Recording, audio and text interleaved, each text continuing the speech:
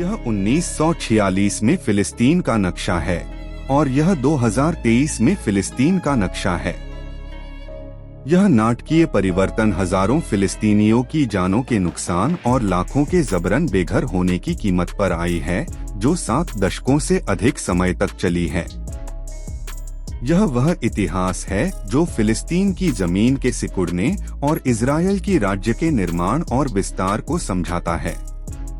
1900 की शुरुआत में फिलिस्तीन ओटोमन साम्राज्य का हिस्सा था, जहां मुसलमान, ईसाई और यहूदी शांति से रहते थे।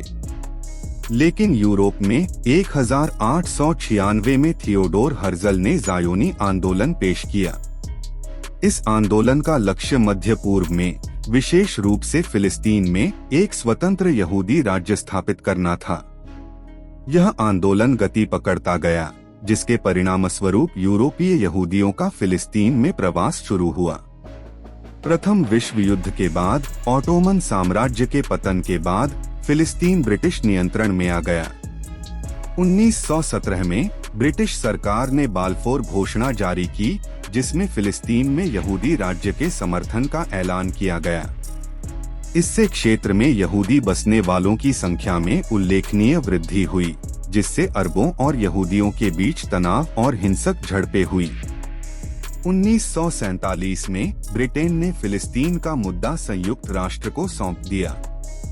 उसी साल नवंबर में संयुक्त राष्ट्र ने फिलिस्तीन को 2 राज्यों में विभाजित करने की योजना पेश की, एक यहूदियों के लिए और एक अरबों के लिए। जेरूसलम, जो मुसलमानों, ईसाइयों और यहूदियों के लिए पवित्र है, को संयुक्त राष्ट्र नियंत्रण में एक अंतर्राष्ट्रीय क्षेत्र घोषित किया गया।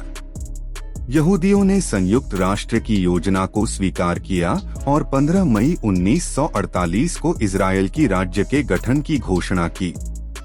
इसके परिणामस्वरूप नकबा आपदा हुई, जिसके दौरान ज़ायोनी बलों ने 7,50,000 से अधिक फिलिस्तीनियों को उनके घरों से बेदखल कर दिया।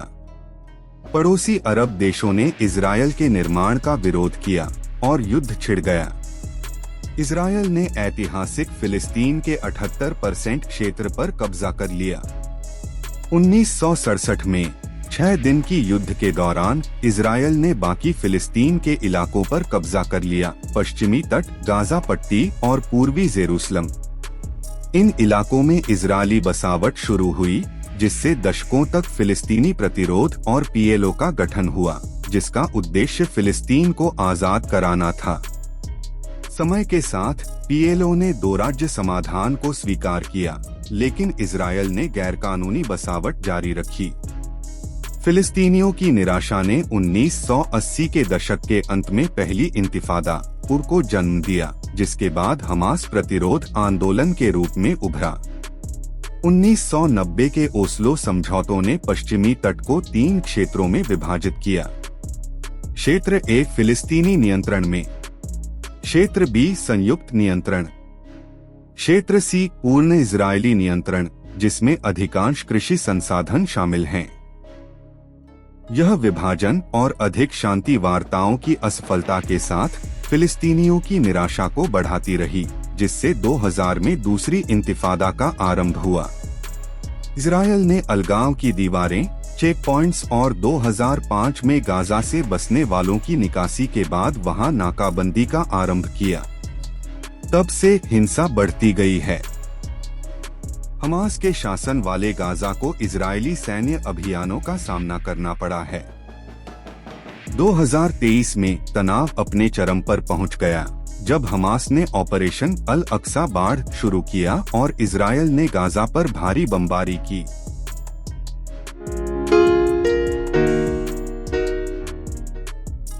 हजारों फिलिस्तीनी मारे जा चुके हैं, लाखों बेघर हो चुके हैं और वे अब भी कब्जे के तहत जीवन जी रहे हैं। क्या इस क्षेत्र में कभी शांति स्थापित होगी और क्या फिलिस्तीनियों को उनके पुराने अधिकार मिल सकेंगे?